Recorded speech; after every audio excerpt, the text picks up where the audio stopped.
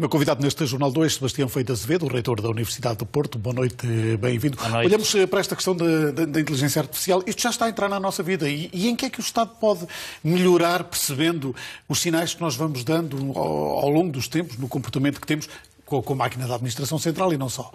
Bom, a inteligência artificial é um grande universo. É um conjunto de métodos e de técnicas que, no essencial, fazem o seguinte: retiram conhecimento de dados relativamente aos quais as pessoas normalmente não entendem que está conhecimento escondido. E a partir daí tomam-se decisões. Portanto, permite... Por exemplo, quando marcamos férias, depois começamos a receber sugestões de locais de férias. Sim, de uma forma simplificada... Mas é mais, enfim, diria, permita-me que talvez não seja tanto assim, mas, por exemplo, quando há, em casos antibióticos, quando há um conjunto de fatores associados à utilização de antibióticos, como é que nós, com os dados dos pacientes, conseguimos extrair informação relativamente ao uso desses antibióticos? Ou em relação à fiscalidade, em questões fiscais também. Como é que nós, numa sociedade, ou então em relação ao desemprego? E o exemplo que estava a dar de férias é um exemplo que nós percebemos no dia-a-dia. Não, o desemprego de longa duração. Há imensas causas para esse desemprego. Face aos números que aparecem, face aos dados que aparecem, face ao conjunto de informação que aparece, com métodos de inteligência artificial, nós somos capazes de extrair informação que nos permite dizer quais são os componentes principais, por exemplo, qual é a causa principal ou quais são o conjunto de causas principais que levam a que haja um determinado fenómeno. E, portanto, a inteligência artificial tem sido usada cada vez mais. Permita-me que lhe diga, eu comecei a usar no início do século a inteligência artificial quando fazia investigação, que agora não faço. Não é? Olhando para o que está a acontecer nas universidades, o Primeiro-Ministro falou ontem e hoje também na necessidade de transferirmos mais conhecimento das universidades para as empresas. Bom, o Porto é um exemplo neste campo. Esse é um fator fundamental e que todos nós temos que interiorizar, todos nós universitários e a sociedade também, as empresas também. Nós temos que trabalhar em conjunto para que o conhecimento passe para a atividade produtiva, para a economia, para a componente social, para a cultura. Portanto, nós temos que trabalhar nesse sentido, de conseguir que o nosso conhecimento passe para a atividade global, para a sociedade. Eu creio que o Porto é um bom exemplo disso. Francamente, é um bom exemplo. Mas como é que se passa esse conhecimento? As empresas estão a procurar os quadros, mas também a investigação? Isto é todo um conjunto, isto é uma espiral, não é? Isto é uma espiral.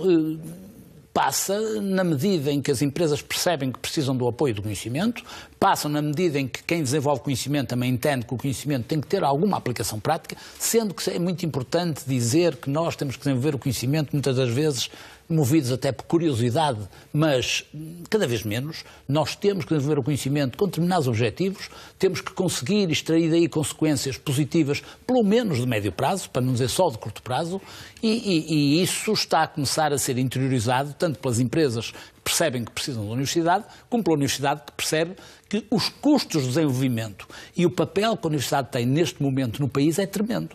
É um papel no sentido de desenvolver o país.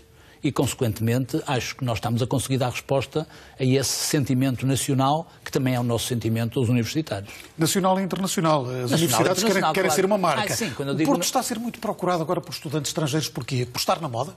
Está por várias razões. Eu acho que os estudantes, da mesma maneira que os portugueses gostam de ir para fora, os estrangeiros gostam de vir cá para ter experiências. Eu penso que os estudantes querem não é só o Erasmus, ter cultura e ver culturas diferentes, falar com os jovens e perceber sociedades de outras culturas e gostam de viajar, gostam de ter essa outra experiência. Hoje em dia tem esses apoios. Os programas Erasmus e não só, há um conjunto de programas de grande dimensão que permitem que esses estudantes viajem. E o Porto, neste momento, tem uma enorme atratividade. É um facto. O Porto cidade, o Porto região e o Porto universidade, claro. Em conjunto temos uma enorme atratividade. Mas isso significa também uma atratividade pelo conhecimento, pela forma de poderem investigar aqui? Naturalmente. O Porto, neste momento, a Universidade do Porto está muito bem situada, não tenho dúvida em dizer-lhe, com gosto, naturalmente, muito bem situada no panorama internacional. Para o cenário nacional, temos essa atratividade. Quem quer fazer um bom mestrado, um bom doutoramento, também já nos procura. Pode vir cá fazer. E depois há um problema também de promoção que os próprios estudantes são os embaixadores. Os próprios estudantes são os embaixadores do nosso país. Eles vêm para cá, gostam imenso, chegam lá, dizem bem, os amigos do ano seguinte vêm para cá. Tão simples quanto isso. Em número crescente. Eu tive agora uma experiência, se me permite uma coisa muito rápida, eu estive agora na Geórgia.